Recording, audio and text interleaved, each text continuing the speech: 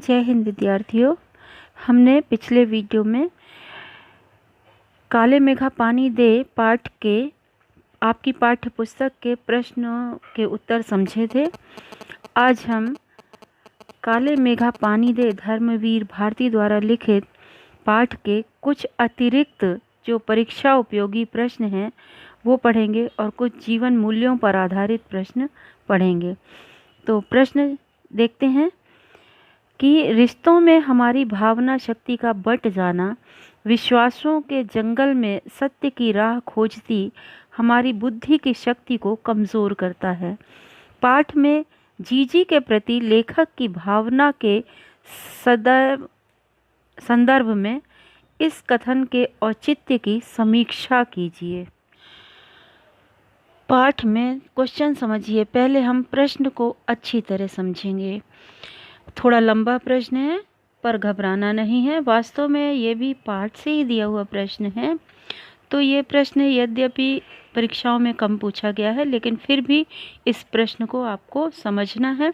2-3 टुकड़ों में इस प्रश्न को कर लेते हैं।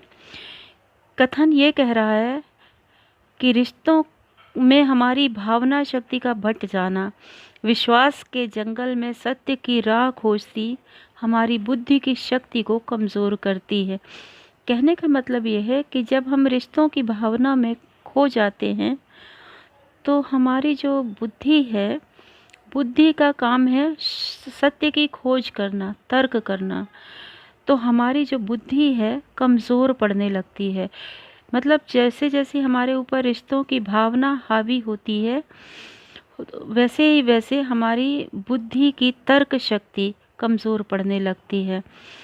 इस बात को स्पष्ट करना है कि जीजी के प्रति लेखक के मन में जो भावना पैदा होती है उसको स्पष्ट करना है कि कैसे उसकी बुद्धि की तर्क कमज़ोर पड़ जाता है।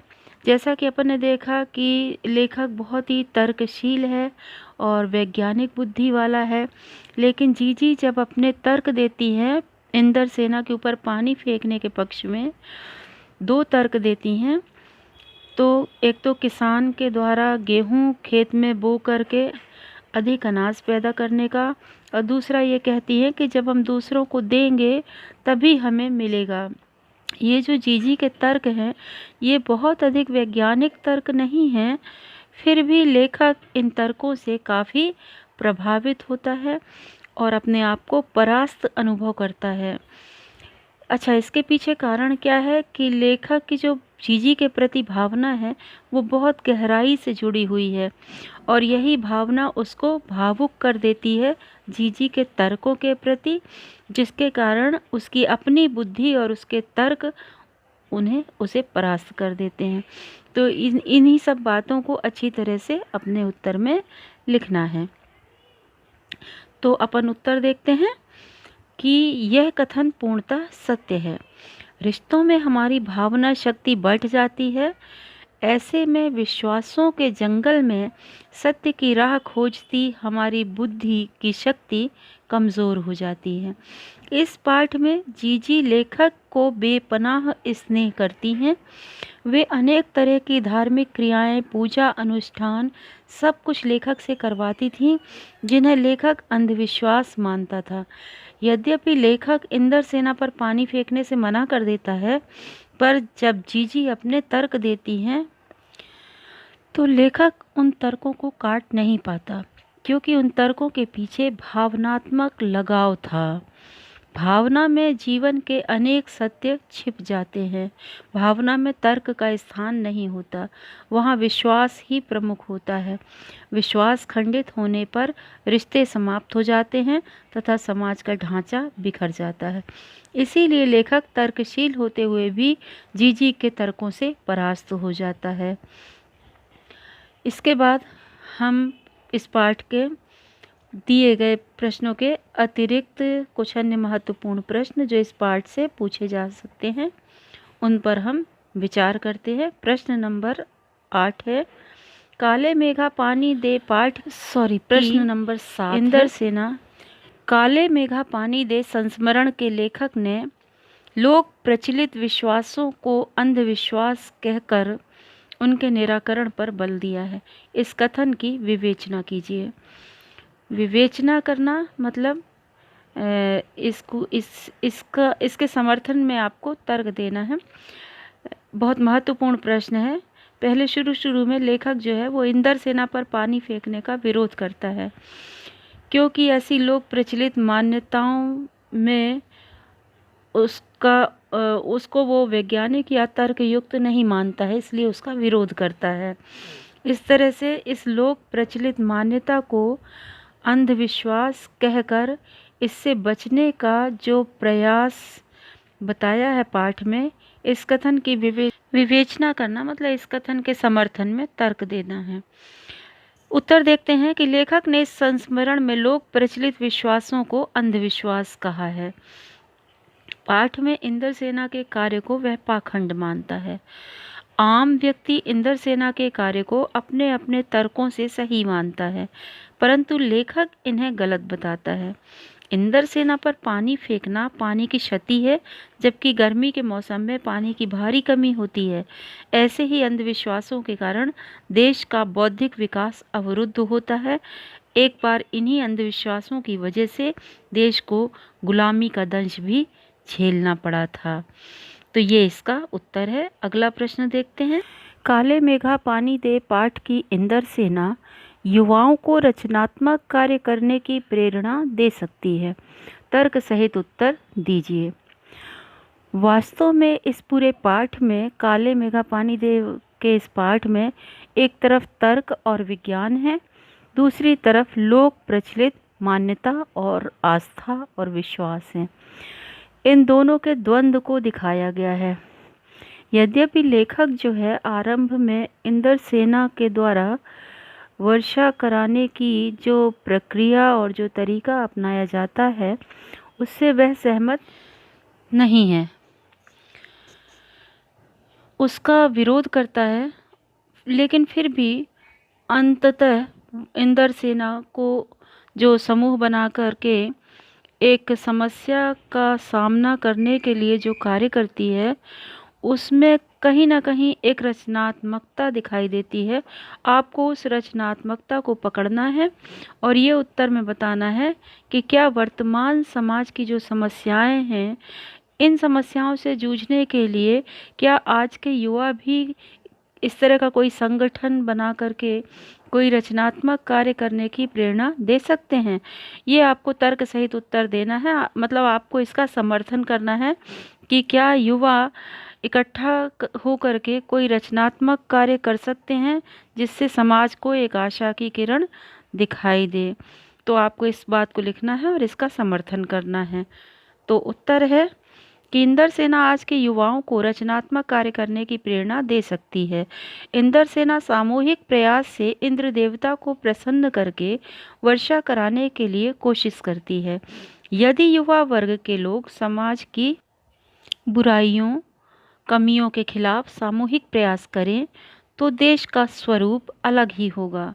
वे शोषण को समाप्त कर सकते हैं, जैसे दहेज का विरोध कर सकते हैं और भ्रष्टाचार का विरोध करना, नशाखोरी के खिलाफ आवाज़ उठाना आदि कार्य सामूहिक प्रयासों से भी हो सकते हैं और ये कार्य युवा वर्ग बहुत अच्छी तरह से कर सकता है, क्योंकि आज का युवा ही कल का भविष्य होता है। तो ये था इस प्रश्न का उत्तर। आपको इसी तरह से लिखना है। अगला प्रश्न देखते हैं। प्रश्न नंबर 9। अगला प्रश्न देखते हैं। दिन दिन गहराते पानी के संकट से निपटने के लिए क्या आज का युवा वर्ग काले मेघा पानी दे की इंदर सेना की तर्ज पर कोई सामूहिक आंदोलन प्रारंभ कर सकता है? अपने विचार लिखिए। इस तरह के प्रश्न जिसमें आपके अपने विचार अपनी राय पूछी जाए, वास्तव में वे मूल्य आधारित प्रश्न कहलाते हैं, यानी वैल्यू बेस्ड क्वेश्चन कहलाते हैं। तो आपको ये प्रश्नों के उत्तर अपने विचारों के आधार पर देने पड़ते हैं। तो पाठ में जो किशोरों की जो इंदर सेना है वह अवैज्ञानिक तरीके से अतर्क सम्मत तरीके से वर्षा कराने के लिए प्रयास करता है, लेकिन आपको ये बताना है कि आज जो पानी का संकट दिन ब दिन हमारे समाज में गहरा रहा है, उसके लिए क्या आज का युवा कुछ तर्क सम्मत या कोई वैज्ञानिक तरीके से कोई नज़रिया रख सकता है या कोई आंदोलन चला सकता है? तो इस तर्क सहित इसका उत्तर, एक तर्क रखना है, एक खाका रखना है कि कैसे इस समस्या से निपटने के लिए आज का युवा कोशिश कर सकता है, प्रयास कर सकते हैं। इसका सही उत्तर है कि आज के समय पानी के गहरे संकट से निपटने के लिए युवा वर्ग सामूहिक आंदोलन कर सकता है। युवा वर्ग शहर व गांव में पानी की फिजूल खर्ची को रोकने के लिए प्रचार आंदोलन कर सकता है। गांव में तालाब खुदवा सकते हैं ताकि वर्षा के जल का संरक्षण किया जा सके। युवा वृक्षारोपण अभियान चला सकते हैं ताकि वर्षा अधिक हो तथा पानी भी संरक्षित रह सके। वह घर घर में पानी के सही उपयोग के प्रति लोगों को जागरूक कर सकते हैं। तो ये था इसका उत्तर। अगला प्रश्न देखते हैं कि ग्रीष्म में कम पानी वाले दिनों में गांव में डोलती मेढक मंडली पर एक बाल्टी पानी उड़ेलना जीजी के विचार से पानी का बीज बोना है, कैसे? आपको इसका उत्तर लिखना है। ये भी एक महत्वपूर्ण प्रश्न है जो पाठ से लिया गया है। पानी, यद्यपि मेढक मंडली पर जो गांव वाले पानी फेंकते हैं वह लेखक के नज़रिए से सही नहीं है, तर्क सम्मत नहीं है, वैज्ञानिक नहीं है। फिर भी जीजी इसका समर्थन करती हैं और वो मानती हैं कि वो एक तरह से पानी का बीज बोना है।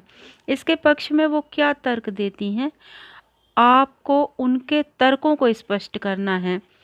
उत्तर ये है, जीजी का मानना है कि गर्मी के दिनों में मेढक मंडली पर एक बाल्टी पानी उड़ेलना पानी का बीज बोना है। वे कहती हैं कि जब हम किसी को कुछ देंगे तभी तो अधिक लेने के हकदार बनेंगे। जैसे किसान पहले कुछ सेर अच्छा गेहूं खेत में बोता है, तब बाद में कई मन गेहूं काट पाता है, वैसे ही इंद्र देवता को पानी नहीं देंगे तो वह हमें क्यों पानी देंगे। ऋषि मुनियों ने भी त्याग व दान की महिमा गाई है। पानी के बीज बोने से काले मेघों की फसल होगी, जिससे गांव, शहर, खेत खलिहानों को खूब पानी मिलेगा। तो ये है उसका सही उत्तर। अगला प्रश्न है, जीजी के व्यक्तित्व पर प्रकाश डालिए। इस प्रश्न में, इस पाठ में लेखक के साथ जीजी ही एक महत्वपूर्ण व्यक्तित्व हैं और लेखक पूरे पाठ में जीजी से बहुत ही प्रभावित है और पाठ का अंत भी जीजी के द्वारा दिए गए जीवन मूल्यों के साथ ही समाप्त होता है।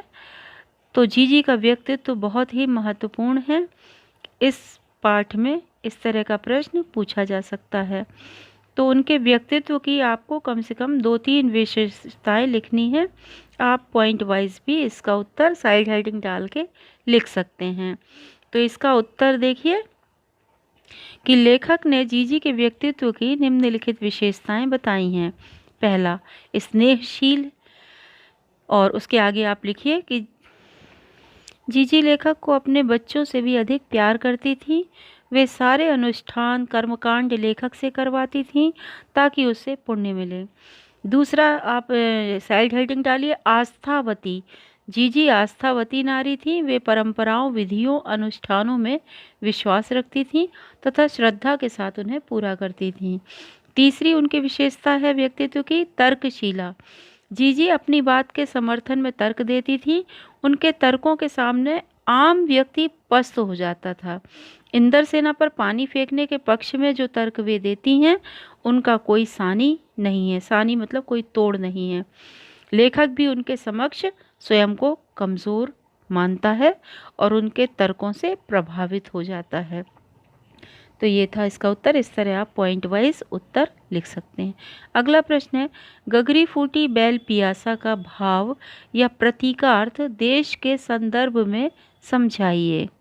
इस प्रश्न का भावार्थ ये है कि वर्तमान संदर्भ में आज देश की जो दशा है उस संदर्भ में आज गगरी फूटी बैल पियासा का क्या अर्थ है, उसका प्रतीक क्या है। आपको याद होगा कि पाठ के अंत में लेखक कहता है कि आज मांगें बड़ी बड़ी हैं लेकिन कर्तव्यों की तरफ किसी का ध्यान नहीं है, और पानी झमाझम बरस रहा है पर गगरी फूटी की फूटी रह जाती है और बैल प्यासे के प्यासे रह जाते हैं। तो यहाँ पर पाठ के अंत में अंतिम अनुच्छेद में जो कहा गया है कि गगरी फूटी की फूटी और बैल प्यासे के प्यासे रह जाते हैं, तो उसमें आपको ज़्यादा बल देना है।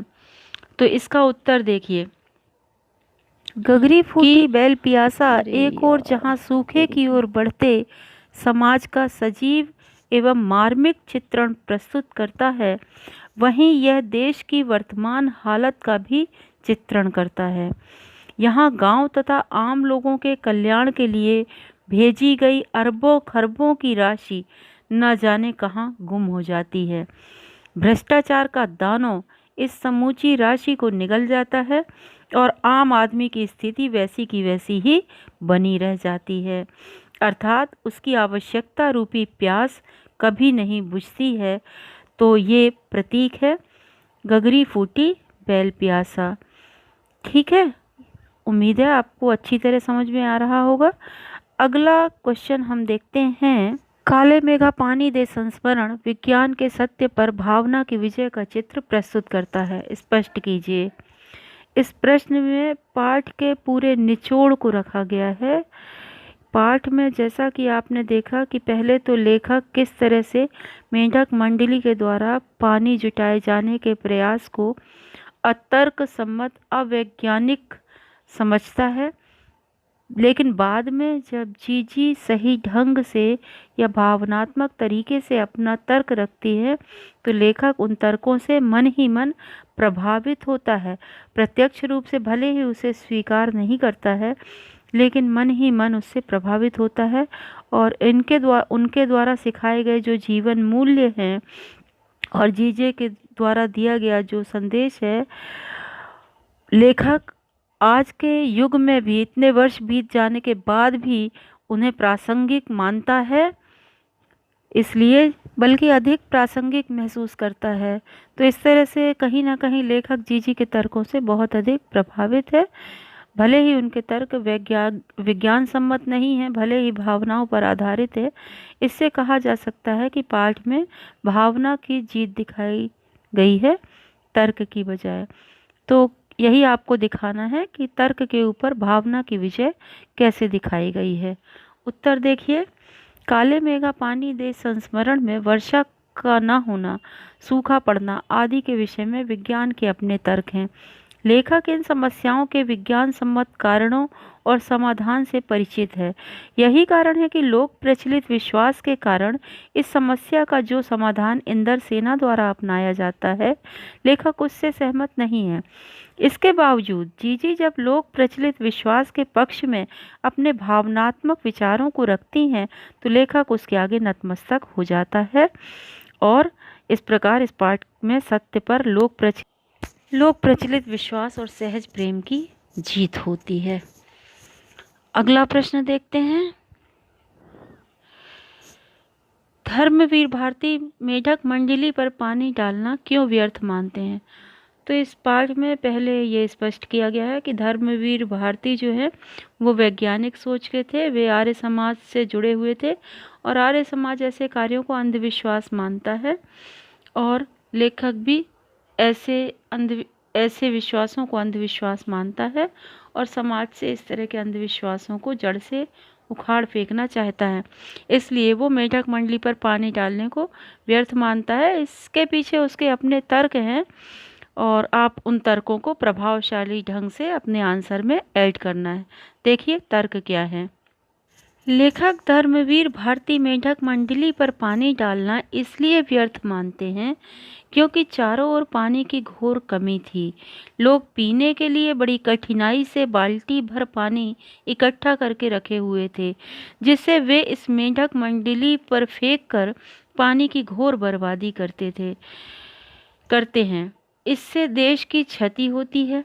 वह पानी को यूं फेंकना अंधविश्वास के सिवाय कुछ नहीं मानते हैं। तो बच्चों, उम्मीद है आपको इस पाठ के प्रश्नोत्तर बहुत अच्छी तरह समझ में आए होंगे। और आप इससे परीक्षा की तैयारी बहुत अच्छी तरह से कर सकते हैं। तो आज के वीडियो में इतना ही। जय हिंद, धन्यवाद, शुक्रिया।